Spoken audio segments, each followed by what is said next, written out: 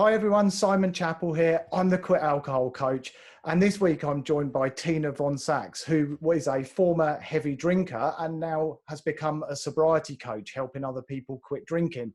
Hi Tina, thanks for joining me. Simon, thanks for having me. I'm Super very excited excited to be to have here. you. And you're in Las Vegas, aren't you? Baking hot there. I am in Las Vegas. It is baking hot. I think it's about to be 115 today in Fahrenheit, so that's about 40 Celsius, or over 40 Celsius actually. Oh So my yeah, God. super hot. I have my fan blowing on me here. That's crazy. So Yeah. I'm excited for you to join me and share a little bit Thank you. about your story and find out how you've gone from drinking, I don't know whether it was daily or binge drinking, we'll find out more about that, through Yeah. to becoming a sobriety coach, which is what happened on my own journey as well. Would you perhaps share your story, like where it started, the drinking, and how you moved into sobriety and quitting? Yeah. So thank you again for having me. I'm really so excited to be here. And you know, it's been a long journey. I have been a heavy drinker for probably 35 years. So I started, I would say, in my early teenage years. I grew up in Germany. So, you know, German culture is a drinking culture. It's just normal, you know, to have a beer with lunch, to have, even at work, you know, when I was working in Germany, it was allowed to have a big beer, a big stein for lunch, and then go back to work after. So it tells you how ingrained it is in the culture. And that's, you know, how it started. Teenage years, drinking here, drinking with friends, legal drinking, age of 16. So it's just normal as a group of teenagers to go out and drink. And I have to say, though, thinking back, I was never able to just have one, you know? Yeah, I mean, I know the almost feeling. right? It's like almost instantly I was the last one to leave the party. I was usually the one that people had to bring home, or that did crazy things, you know, all the stories the next day.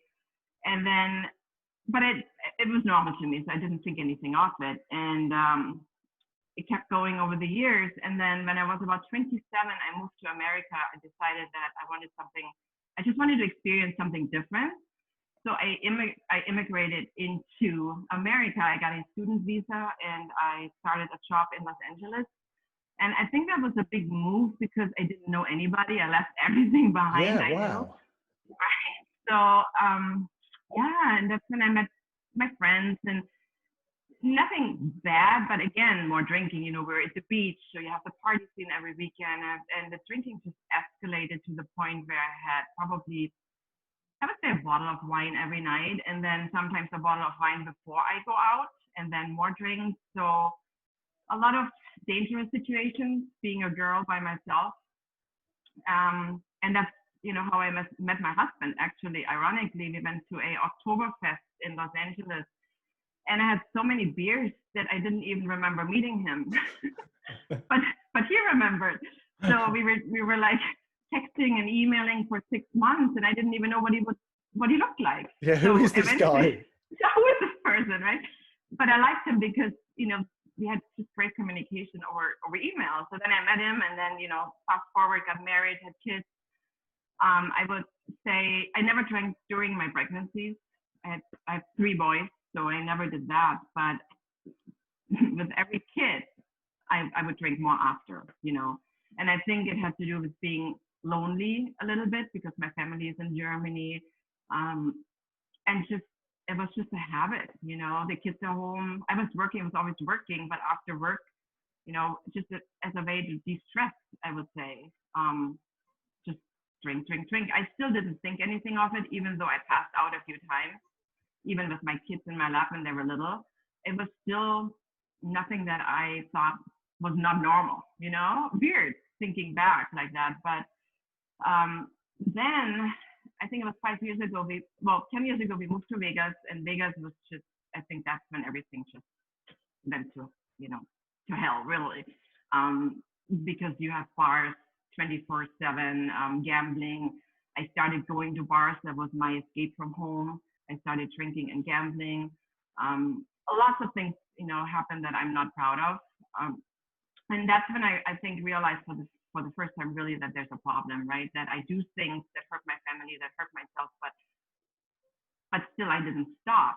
I tried to moderate. I tried to only drink certain types of alcohol. I tried to not drink for 2 weeks. I went to a church group seeing if they can help me. And then a few years ago, I really started looking more seriously. I went to one AA meeting. I did not like it. I went to a therapist who was an alcohol counselor, but she never had a drink in her life. So it was hard for me to relate to her. And she really couldn't relate to me at all. She would give me, advice that clearly she meant well, but she couldn't relate to what I was going through at all. Then I went to a 12-step program, didn't work. So then I kind of gave up a little bit. I'm like, okay, that's just how it is. And I always felt that it's just me, that I'm the only one that is like that. I was really functioning very well. I had a good position. I raised my kids okay. And it wasn't until I had 3 things happen at once, which my husband had a massive heart attack where I was told that he would not make it. Wow. So I was going into the hospital, I was watching the doctors reviving him over 30 times, and eventually he made it, but it was, 3 months of ICU. Were very, very traumatic. At the same time, I lost my house and I lost my job. So it was all 3 things coming together, where I really spiraled down even more. You would think but you would think that, I needed to be there for my kids with my husband, but I wasn't. When he was in the ER, I was drinking the most, and I was not available for my children at all to help them with what they were going through, which was very traumatic for them. It wasn't until one night in December where I, after many attempts from friends, close friends, and my husband and my oldest son telling me, Mom, please, you need to stop. It was that one night in December when I went out with a friend, we were drinking, and I purposely ran every red light going home with the intent of either, doing harm to myself or somebody else. Not so much somebody else, but more myself, because I was in such a dark place that I just didn't want to be here anymore. And I often drove during blackouts and never knew, how I came home, whatever. But this was the moment where for some reason, it was like an out of body experience. I was watching myself doing it, driving through those red lights. Right. And something in that moment clicked, and I just knew if I don't change now, I will die. I will end up dead. My kids won't have a mom. And, is that how I want to be remembered? And no. So throughout those years leading up to that day, I had read a lot of books already, Annie's book, your book, and I just did some work, I guess, subconsciously that already probably started working while I was still drinking. But once I made that final decision, it was just, I knew I couldn't go back. So then I did the real work, journaling, listening to podcasts, like you say that a lot. You study almost like you study for an exam, right? Yeah, right. So really, that keep preparing every 3 minutes I had, and I finally kicked it, and now I'm helping others. Yeah, which is brilliant. There's so much more to the story, but I don't want to just keep going, but. It's amazing. Like when you were talking about running through those red lights, it was like I felt like a tingle up my spine of sort of fear of just imagining you doing that. It's just, God, they're so powerful. How to get to that place where that felt like what you had to do, because everything just felt so hopeless. Yeah, alcohol, and when you're in that trap, I feel you don't see it. You don't see. It's almost like this darkness just surrounds your soul, right? And it puts you down into that deep spot, and you can't see that there's a way out. And now I know too that alcohol fuels depression, but when you're not aware of it, you just think something is really wrong with you, that you can't be happy, you can't feel anything, you can't see anything good really when you're in that hole. And so what most people do, and what I did, and you probably too, is you drink again, right? Because you don't want to feel that feeling, and then you get down, you get lower. And I just feel that the thing with alcohol is so sneaky because you can drink for, I dropped 35 years. I drank really heavily, and I was fine, you know, maybe the first 20 years, I would say, but it creeps up on you. And then all of a sudden, you know, you're in it. That's what's so sneaky about this drug. And you get really to dark places. There were a lot of moments where I just thought, I can't do it anymore. I don't know how to get out. And I don't want anybody else to feel that way. And that's why, even when I was my worst, I did a life coach certification. I had my very best friend,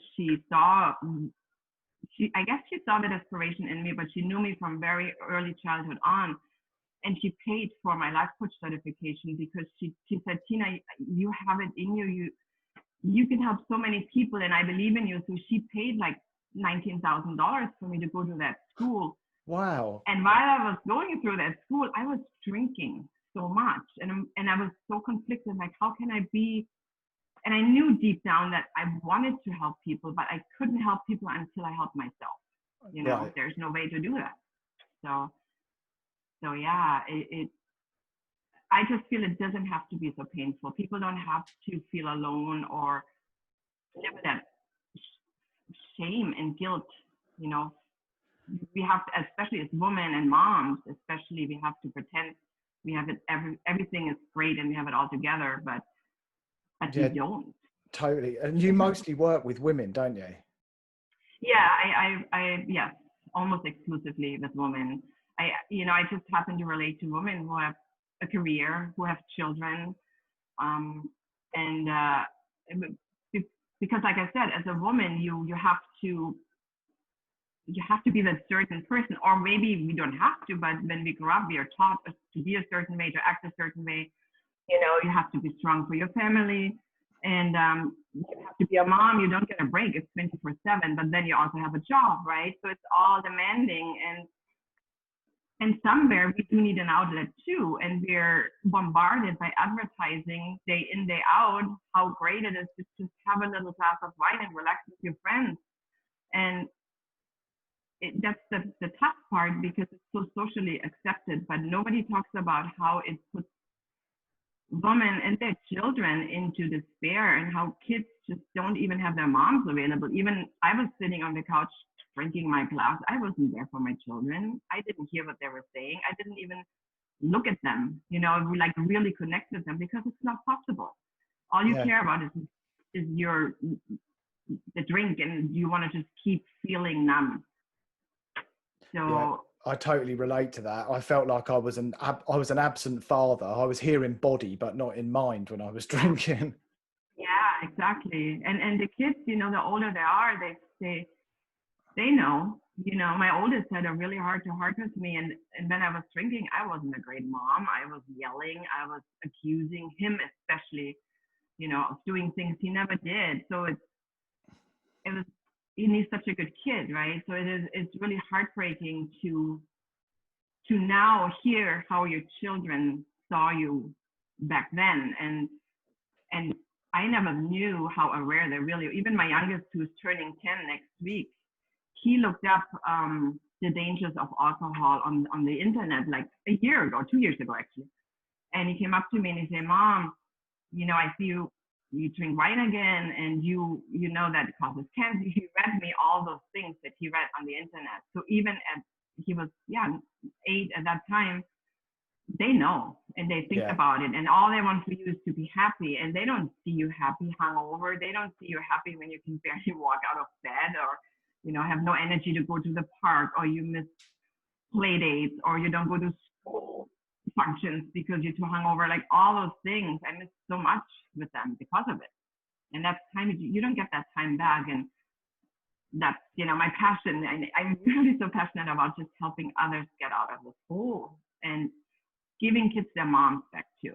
Yeah, that's so true. And I think in your case and mine, the relationship with our kids has completely transformed since we quit drinking. So they've seen it, and you've seen it from the other side, and what a gift it is for the kids to get their mums, their dads back. It's a wonderful thing.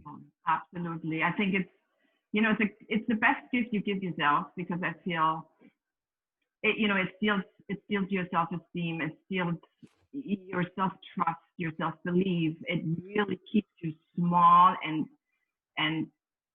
you're not seen. You feel that substance holding you down. But once you give yourself that gift of stopping, then yes, like you said, your children, anybody really that is around you, your friends, your family, but mostly your children, they will. It's such a gift to them. It's my sons now. When I come home, they're all gather around me all the time now. It's almost like they're trying to make up for the time that they lost.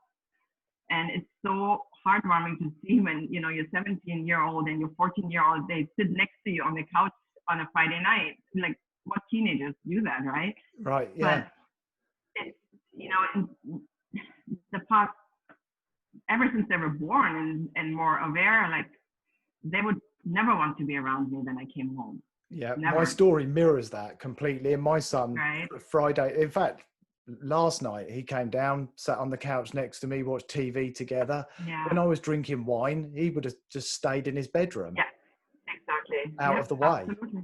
Yeah, because they know how you change. Like my 9-year-old says, "Mommy, you were not the same. You turned into a different person. That wasn't the mom I like." And I heard those messages from all 3 children for decades, and I wouldn't change anything. And that's the hard part, And I feel what I tell my clients now is that are in the same situation that I was in is, we can always have a goal and we can manage to not drink for 2 weeks or even a month, but it's not so much about reaching the goal. It's really about digging deep and changing your belief system around the drink, changing your unconscious mind, because that's what we are programmed with, that's what runs us. And by bringing all those thoughts and feelings into awareness and then changing it, that's the key to long-term change. And it doesn't happen overnight, and there is no magic pill. It's not going to go away. Like, years and decades of drinking are not going to be erased in 2 weeks. But if you just have to start at one point. Nobody has to, but if you feel in your heart that this is no longer the way that you can go on, and that alcohol is hurting you more than it's healing you, then you have to make this decision to just stop. And then there's help. There's so much help out there now. Thank God. I found you. I found Annie's book that has a lot of education, and you don't have to live in that painful state. And alcohol doesn't have to control you. You can totally take your power back. And that's the beautiful thing about that. Yeah, exactly. And like you say, there's so many people out there offering help, support. There's Facebook groups and so much. Yeah. And even on your website, you've got an awesome ebook for women who drink, like a guide to quitting drinking, which people can download free. I'll put the website on the video as well, so people can go and download that if they want to.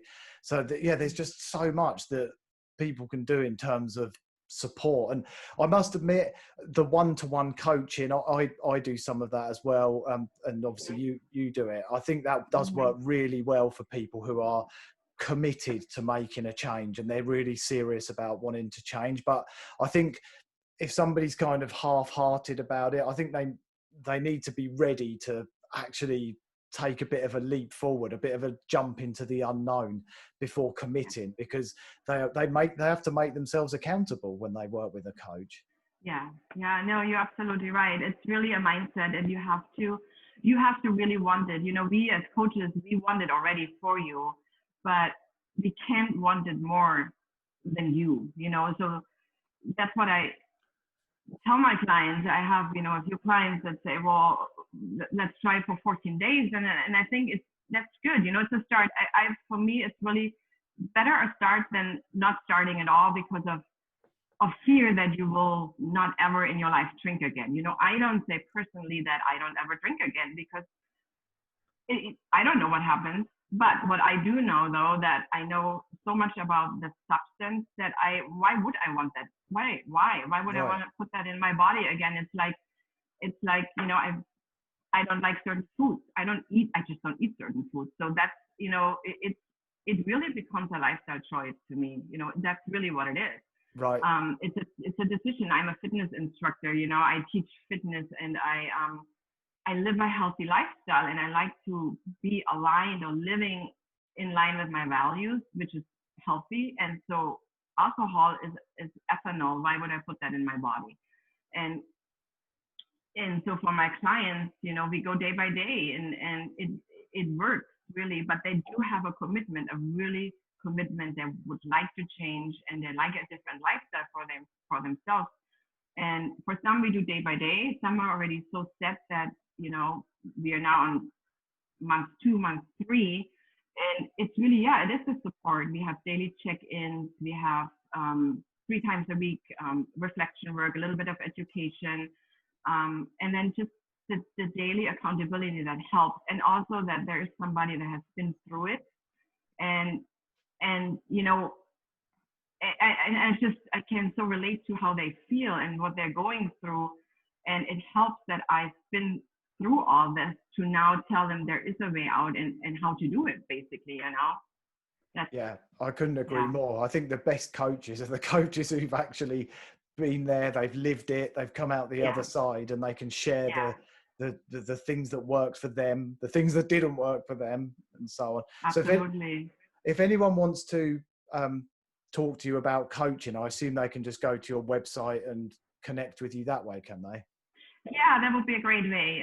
My website, and there's actually a button. It's a free discovery call where they can click, and then they can book a free 30-minute call with me. And it's a good way to really see each other face to face, and to see, you know, if you're fit, and to hear a little bit about their story, and discuss if one-on-one coaching is what they would like to do. Yeah, so that's a great way to do that. Oh, perfect. Well, yeah, I'll make sure that the website's shown on the screen and in the description of the video. So if anyone wants to do that, but that's awesome. Your story is really powerful. And I think it's so amazing that you've gone from where you were in a pretty dark place to turning your life around and becoming a sobriety coach and helping other people. I think it's amazing. Thank you, Simon. Yeah. Thanks for joining me, Tina. You're awesome. Thank you. Thank you. So are you, Simon. Thank you. Bye. Bye.